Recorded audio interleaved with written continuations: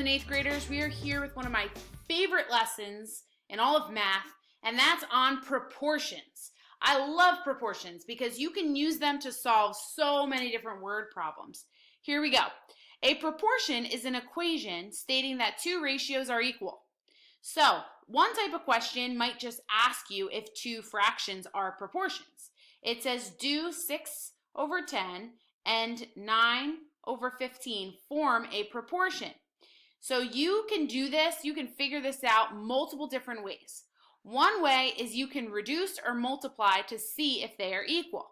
The next one is you can use cross products and then solve the equation. Third is that you can multiply diagonally and then divide by the other number, and if it is the same as the other number left, they're proportional. And you also could divide them and make them both into decimals, and if the decimal was the same, then you would know that they are proportional. So let's look at these examples, okay? And we're going to use these same strategies to solve for a missing variable in a minute. So the first thing to do is just to treat them like fractions and see if they become the same fraction. I can do that by going up and finding multiples, or I can do that by reducing them to their simplest. So does any number go into both? Let's just completely simplify both of these fractions. Okay, so what number goes into both 6 and 10? Well, 2 does, right? They're equal. So 10 divided by 2 is 5. 6 divided by 2 is 3. What about this one? What number goes into both of those? Good, 3. So 15 divided by 3 is 5. 9 divided by 3 is 3. So 3/5 and 3/5. I got the same answer, which means that, yes, they are proportional. Okay? I also could have made them bigger fractions. I could have done 10 times 15 and gone up to make sure that they end up being the same numerator. The second way that I can do it uses cross products. So cross products are these that are across from each other. They're the diagonals.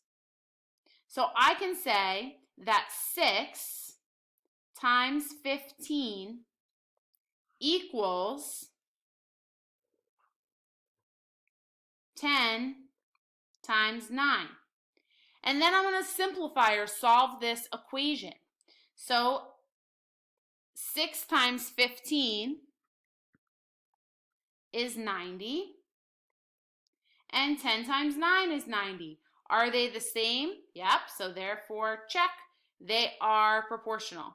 Here would be the third way to solve this. The third way is to take and multiply across. So I'm going to do 6 times 15, and then I'm going to divide by either 9 or divide by 10. And I could divide by either of those. And whatever one I divide by, I want to see if I get this as my answer. If I do 6 times 15 divided by 9, oh, it got 10. I got that answer. So I know that this is proportional. Let me show you it a different way. If I did it the other way, 6 times 15 divided by 10 is 9. See? What about if instead of going this way, I had multiplied these numbers? So if I had done 10 times 9 divided by 6, I'll get 15. If I did 9 times 10 divided by 15, I'll get 6. So whenever you multiply across and then divide by one of those numbers, you'll get the other number. This is really, really useful when we're finding a missing variable. So here's an example. You can find a variable with proportions. The ratio of goalies to players, it's not supposed to say in, it should say is, 2 to 30. If the league has 915 players, how many goalies are there in the league? So this, anytime I have a proportion, it's going to be a fraction equals another fraction. First, I'm going to put in the ratio they gave me. So I have 2 goalies, and I'm going to label that right here. 2 goalies to 30 players. Okay, it's really important that I label those, and this is why. Because the key with a proportion is that everything in the same row have to be connected to each other in some way. And everything in the same column have to be connected. So right now, these 2 numbers are connected. They're in the same column because I was told that they're connected by saying that they're the goalies to players ratio. They're all a part of the same league.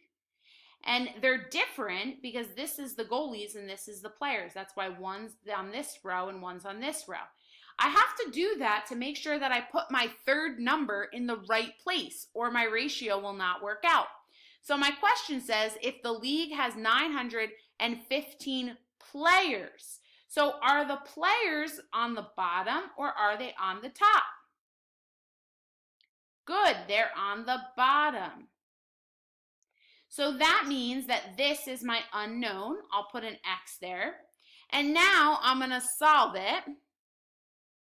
And I'm going to multiply the 2 numbers that are both filled in across from each other. So I'm going to multiply 915 times 2. And then I'm going to divide by 30. 915 times 2 divided by 30 equals 61. And so my answer is that X equals 61 goalies. Isn't that fun? I love these problems. All right, let's look at another one. In 3 hours, Jim can walk 14 miles. How long would it take him to walk 25 miles? So where is my 25 going to go? Good, which means that is my unknown. Now I'm going to take a calculator, and I'm going to do 3 times 25 divided by 14. 3 times 25 divided by 14 equals 5.357. I'm going to round to the nearest 10, and so it's going to be 5.4 hours. And so my answer is going to be that X equals 5.4 hours. All right, let's do one more question. Jamie paid $129 for 3 ponytail holders. At that rate, what would 8 ponytail holders cost her? So where is my 8 going to go? Is 8 the money or is it the ponytail holders? Good, so the 8 is going to go on the bottom. And then that became my X. I'm going to multiply 1.29 times 8 divided by 3. And I get X equals $3.44. You are visiting friends in Estonia. Suppose the exchange rate is 12.68 kroons to $1. How many dollars will you receive if you have 6,340 kroons? So where are my kroons going to go? They're going to go on the top. 6,340 kroons. And this is my unknown. So I'm going to multiply and then divide 6,340 times 1 divided by 12.68 equals X equals $500. All right, I think that you have seen enough of these that hopefully you understand what we're doing. So go ahead and get to work.